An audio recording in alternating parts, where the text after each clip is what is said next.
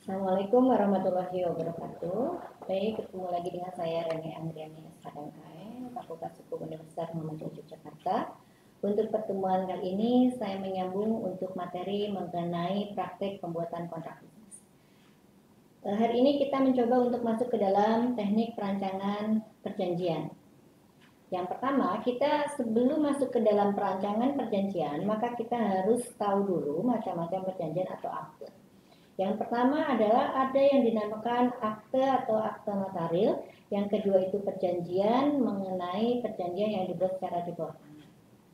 Nah, selanjutnya ketika kita tahu tentang macam-macam akte, dalam hal ini saya mencoba untuk masuk ke dalam struktur anatomi akte. Yang pertama akte otentik, itu sudah diatur di dalam Undang-Undang Jabatan Notaris di dalam pasal 38 ayat 1, bahwa dikatakan di situ bahwa akte notaris itu terdiri, yang pertama itu awal akte atau kepala akte, yang kedua itu badan akte, yang ketiga adalah akhir akte atau penutup akte. Nah, di dalam perjanjian di bawah tangan pun itu ada bermacam-macam. Kalau saya menyebutnya itu tingkatan perjanjian di bawah tangan itu bertingkat sesuai dengan nantinya itu pada kekuatan pembuktian. Nah, tadi kita sudah menyinggung tentang akte notaril. Nah, akte notaril ini adalah akte yang secara pembuktian dia pembuktiannya sempurna. Apa itu artinya sempurna? Sempurna di sini adalah bahwa akte notaril itu harus dianggap benar selama tidak ada bukti yang menyatakan sebaliknya yang mempunyai kekuatan hukum yang sama. Artinya apa? Artinya bahwa akte notaril itu bisa dikalahkan dalam tanda kutip dengan sama-sama akte notaril juga. Jadi tidak bisa dong akte notaril dikalahkan dengan perjanjian di bawah tangan, itu nggak bisa, gitu ya. Nah, itu yang pertama secara pembuktian. Nah, pembuktian di sini pun untuk perjanjian di bawah tangan dibagi menjadi 3. Yang pertama itu perjanjian di bawah tangan yang disahkan oleh pejabat yang berwenang. Yang kedua itu yang didaftarkan di pejabat yang berwenang. Yang ketiga adalah perjanjian di bawah tangan biasa, saya mengatakannya biasa. Jadi tidak disahkan, tidak dikatakan. Baik, saya coba untuk menjelaskan tentang perjanjian di bawah tangan yang disahkan. Apa sih maksudnya disahkan? Di sini pejabat yang berwenang itu siapa?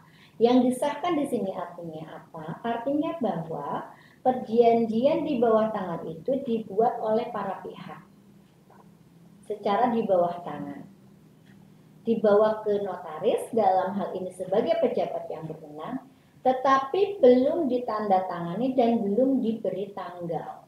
Misalnya contoh, para pihak itu sudah bersepakat untuk membuat perjanjian, tetapi perjanjian itu belum ditandatangani, di mana, misalnya tanggal berapa, belum.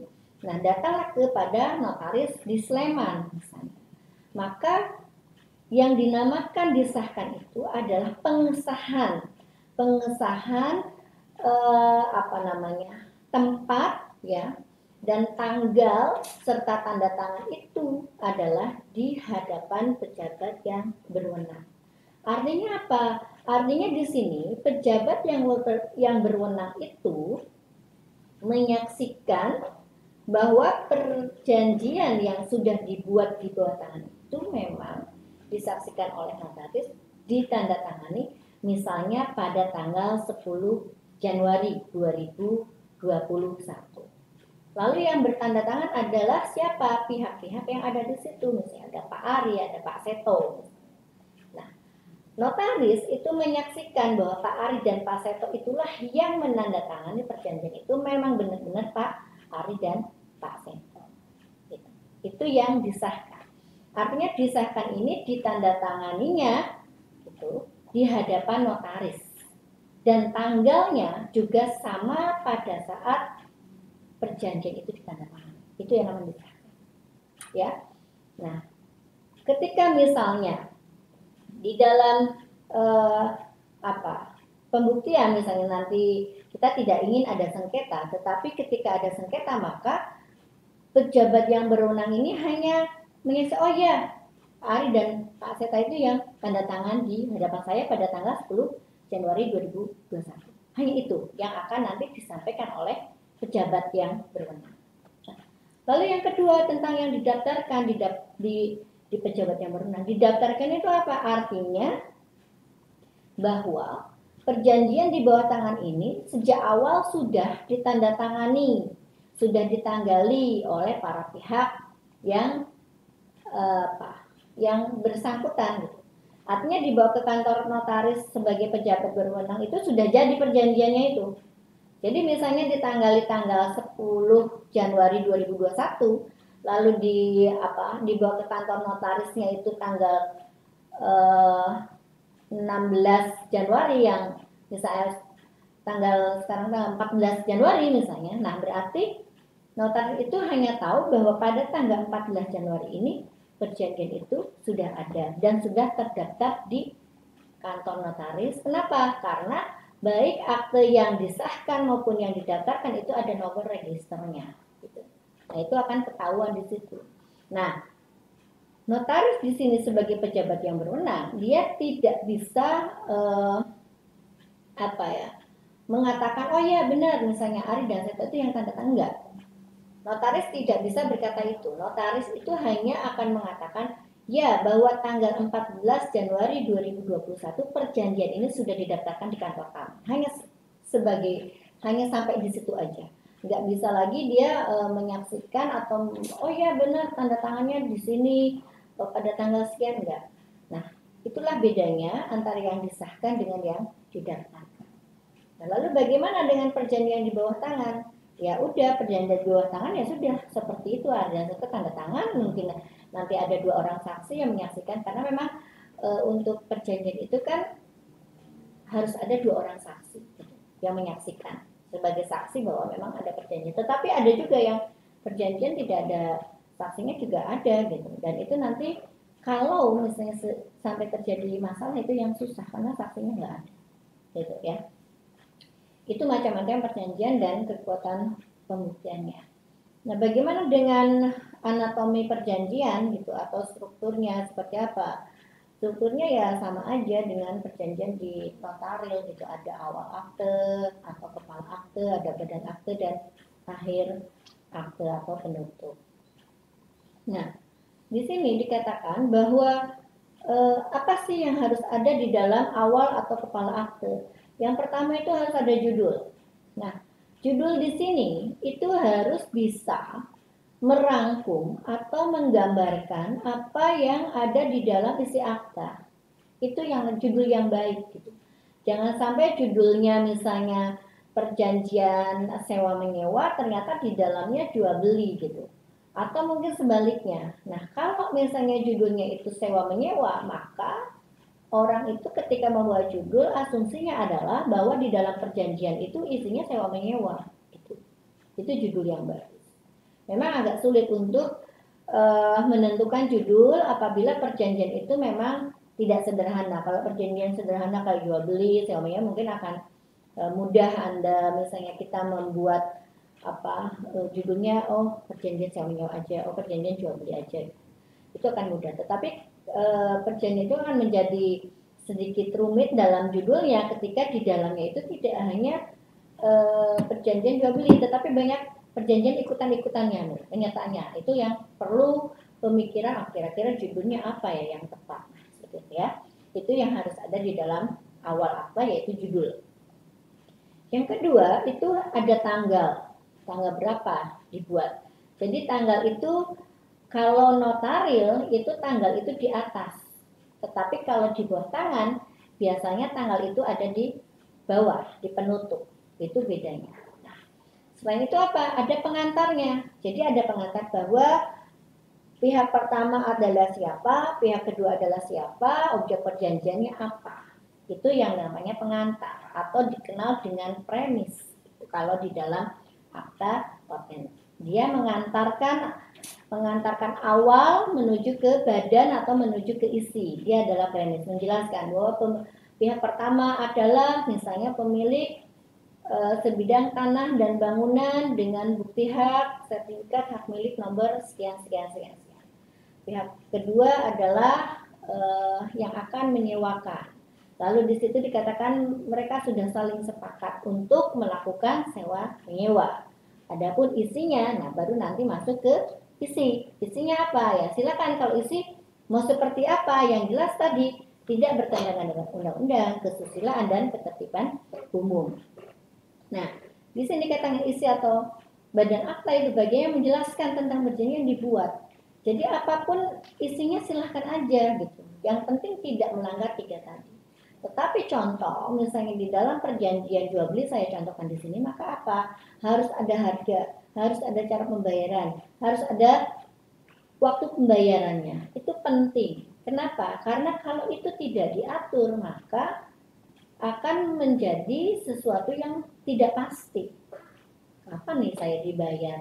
Terus caranya gimana ya? Nah, jadi sebaiknya memang hal-hal yang misalnya dalam membuat perjanjian itu memang diserahkan kepada orang-orang yang memang ahli di bidangnya. Artinya apa? Mungkin yang membuat akte dengan yang ahli di bidangnya itu orang yang berbeda. Makanya apa? Makanya yang namanya perjanjian itu adalah kesepakatan para pihak. Pihak ini siapa? Pihak yang mempunyai kompetensi, kewenangan, kecakapan dalam membuat perjanjian. Jangan sampai orang yang tidak tahu apa-apa misalnya diminta atau diutus untuk melakukan perjanjian leasing. Dan dia leasing aja nggak tahu. Gitu. Nah kenapa? Karena di dalam perjanjian itu ada asas keseimbangan. Antara hak dan kewajiban para pihak itu harus seimbang. Nggak bisa berat sebelah. Seharusnya begitu. Tetapi perjanjian itu banyak terjadi di dalam perjanjian standar, misalnya di dalam perbankan atau leasing itu banyak yang menyebut dia adalah perjanjian standar. Kenapa? Karena perjanjian itu sudah dibuat oleh salah satu pihak. Sehingga kalau mau silahkan ambil, kalau enggak ya tidak apa-apa. Nah itu kadang-kadang yang membuat pihak yang lain karena sesuatu hal dia mau tidak mau menandatangani. Dan perdata itu adalah prinsipnya adalah formalitas. Artinya apa? Yang pertama kali dilihat adalah ketika Anda sudah menandatangani, maka dianggap Anda sudah setuju. Walaupun pada saat Anda menandatangani itu, misalnya Anda dalam keadaan tertekan, terpaksa. Tetapi perdatanya ya Anda sudah tanda tangan. Gitu. Dianggap Anda sudah menyetujui. Walaupun nantinya belakang hari misalnya ada paksaan misalnya atau ada tekanan, nah itu pembuktiannya lain lagi gitu. Ya seperti itu. Nah selanjutnya itu tentang akhir akta. Akhir akta ini di sini adalah dia masuk ke dalam pengakhiran akta. Yang kedua ada tempat dan tanggal. Selain itu juga ada tanda tangan para pihak. Itu yang untuk tanggal itu untuk akte di bawah tangan. Tetapi kalau untuk akte otentik biasanya tanggal jam itu di awal akta.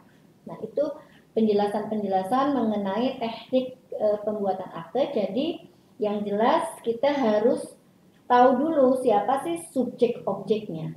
Jadi ketika dalam mengambil atau membuat perjanjian itu harus pastikan subjeknya siapa? Artinya apa? Para pihaknya siapa? Apakah individu atau badan?